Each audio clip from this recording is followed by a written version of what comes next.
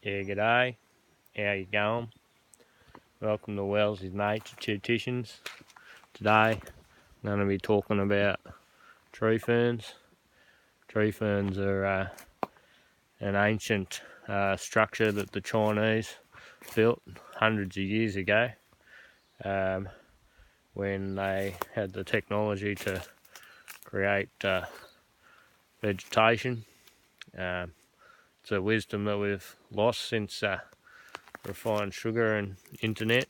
But yeah, tree ferns are a little bit of a blast from the past. So tree ferns actually grow.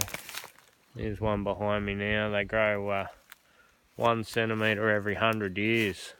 So that means this one here, what's 1, 2, 3, might be 6 metres. So that's about 6 trillion years old. This one, built by the Chinese. So they also made firecrackers and needles.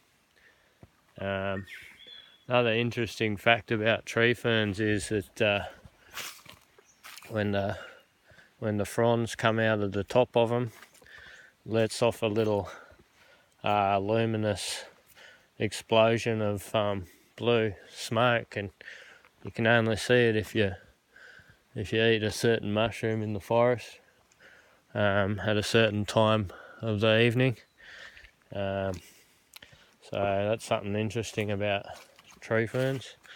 So like I said, they were built hundreds of years ago by the Chinese, and the reason that they built them is because the Communist Party wanted to rob all the Westerners of their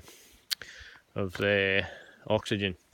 So as you can hear now, I'm a bit short of breath, breathing through my mouth quite a lot as usual, and that's because all the trees that are surrounding me, they're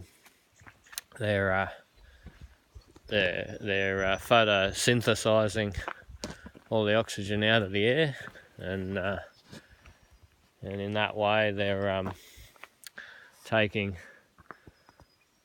all the oxygen out of the air so that we can't breathe properly, and that affects our health. So it's a regime from the Communist Party, which is an installment by the Skull and Bones Yale boys, and they planned ahead that if they put enough tree ferns in these beautiful countries like ours, slowly but surely we'd die. And so it's an unfortunate situation. You add that situation in with the bloody chemtrails and the reptilians and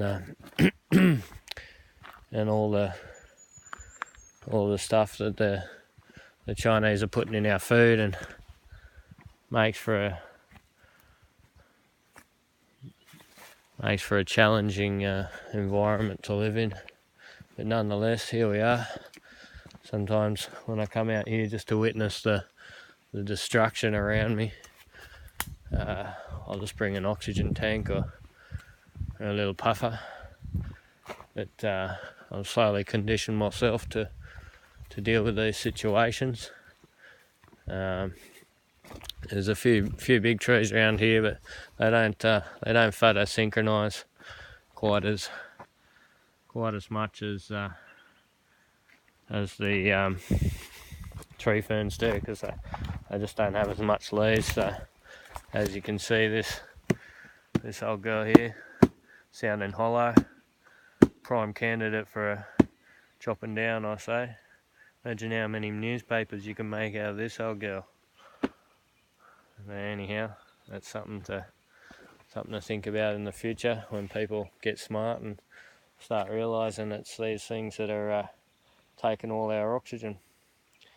Anyway, cheerio. See you for the next Nature Tutition.